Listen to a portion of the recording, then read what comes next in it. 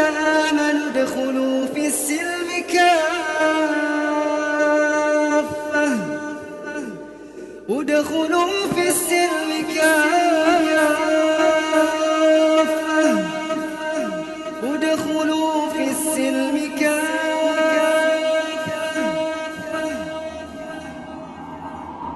Islamfobia, sikap tercela.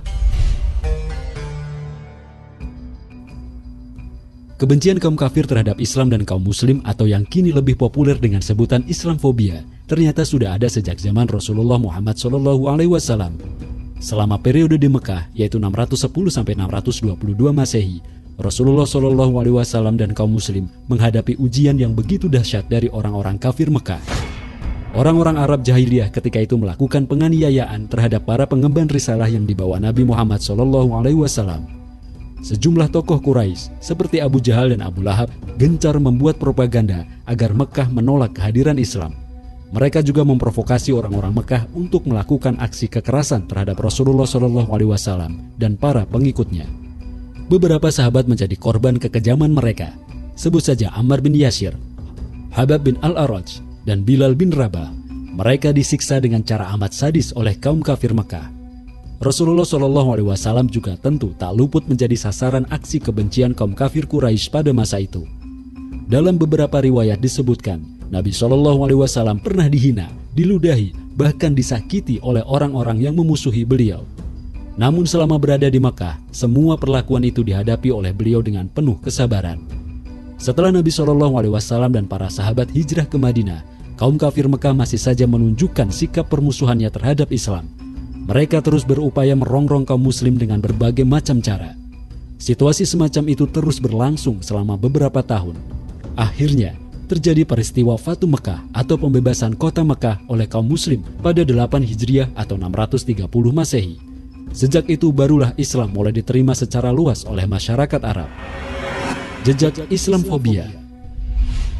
Sepeninggalnya Rasulullah SAW, pengaruh Islam semakin berkembang hingga keluar Jazirah Arab.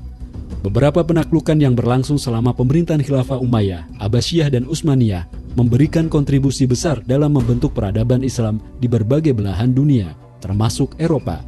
Namun demikian, proses ekspansi di bawah kekuasaan Islam itu bukannya tanpa hambatan.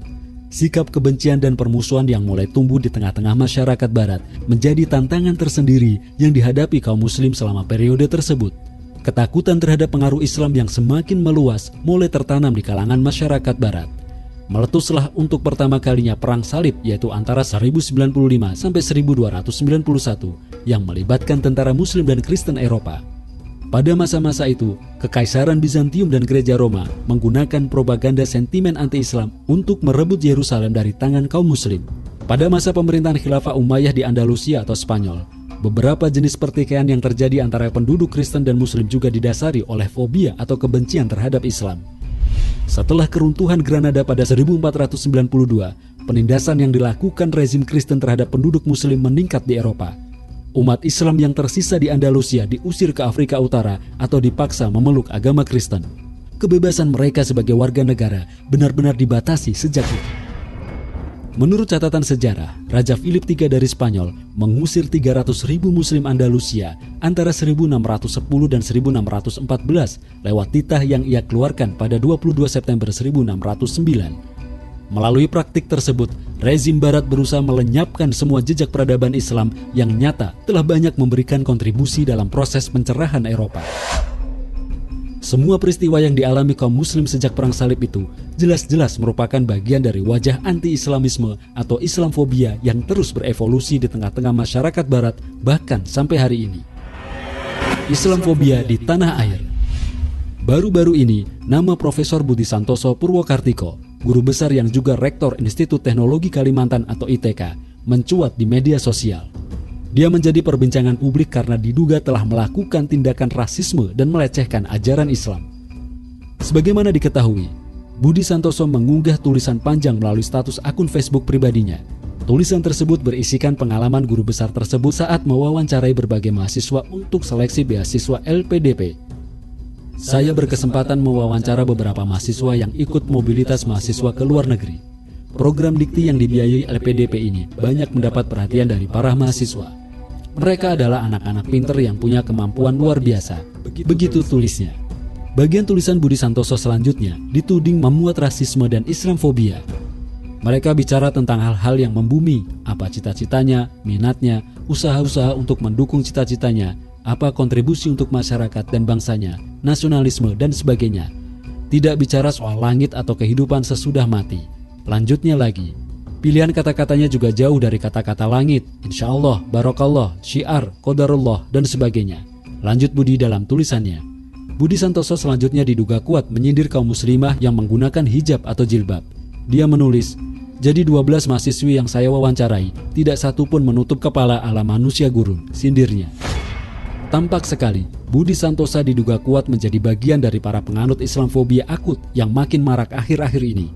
Tak ada bedanya dengan Abu Janda, Dani Siregar, Adi Armando, dan lain-lain. Makin maraknya penganut Islamfobia adalah hasil dari penerapan sistem sekulerisme demokrasi yang penuh dengan kebebasan. Di negara demokrasi semacam ini, propaganda Islamfobia akan terus menyebar ke seantero negeri. Islam agama mulia. Siapapun tentu tidak selayaknya takut dan benci terhadap Islam. Sebabnya Islam adalah agama mulia yang bersumber dari Zat yang Maha Mulia, Allah Subhanahu wa Ta'ala, pencipta manusia. Islam membimbing manusia dengan ajarannya yang mulia. Ajaran tentang kewajiban jilbab bagi muslimah misalnya, jelas bertujuan untuk memuliakan mereka, bukan merendahkan mereka. Islam pun memberikan perlindungan kepada segenap umat manusia. Bahkan jihad fisabilillah di dalam Islam yang sering dituding identik dengan terorisme, sesungguhnya tetap meniscayakan perlindungan kepada mereka yang tak terlibat dalam peperangan, seperti perempuan, orang tua, dan anak-anak. Nabi SAW bersabda, "Berangkatlah kalian dengan nama Allah dan di atas agama Rasulullah. Janganlah kalian membunuh orang-orang yang lanjut usia, anak kecil, dan wanita." Hadis riwayat Abu Dawud. Sejarah Islam pun mencatat, sejak masa Rasulullah SAW dan era kekhilafahan, banyak berisi kemuliaan terhadap umat manusia. Tak pernah terjadi pemaksaan agama Islam kepada non-muslim, apalagi aksi genosida terhadap kalangan di luar Islam. Sejarah menyaksikan, khilafah sepanjang sejarahnya justru menjadi payung kebersamaan untuk berbagai agama. Reza Shah Kazemi dalam bukunya The Spirit of Tolerance in Islam menjelaskan bahwa Khilafah Utsmani pernah memberikan perlindungan kepada komunitas Yahudi.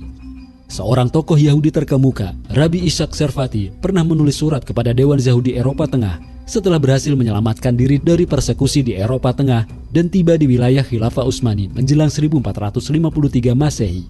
Melalui suratnya, pria kelahiran Jerman itu memuji Khilafah Utsmaniyah sebagai negeri yang dirahmati Tuhan dan penuh kebaikan.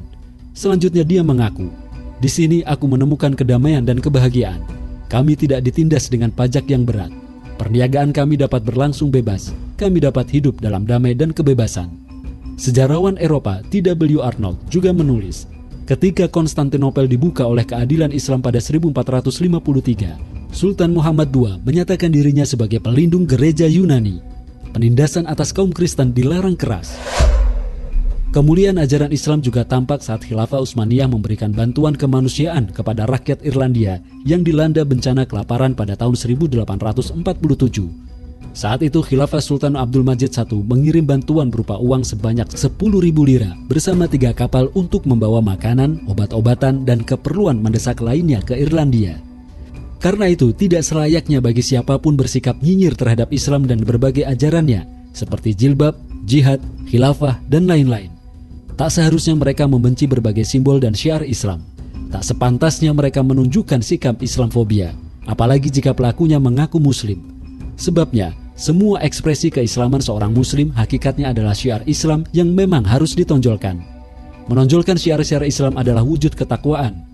Allah Subhanahu wa Ta'ala berfirman, "Demikianlah perintah Allah. Siapa saja yang mengagungkan syiar-syiar Allah, sungguh itu timbul dari ketakwaan kalbu." Quran Surat Al-Hajj ayat 32. Imam An-Nawawi Al-Bantani di dalam kitabnya Syarah Sulam At-Taufiq menjelaskan ayat tersebut, bahwa di antara sifat terpuji yang melekat pada orang yang bertakwa adalah mengagungkan syiar-syiar Allah, yakni syiar-syiar agamanya. Begitulah semestinya sikap seorang muslim, bukan malah selalu menunjukkan sikap Islamfobia. Wallahu a'lam bishawab.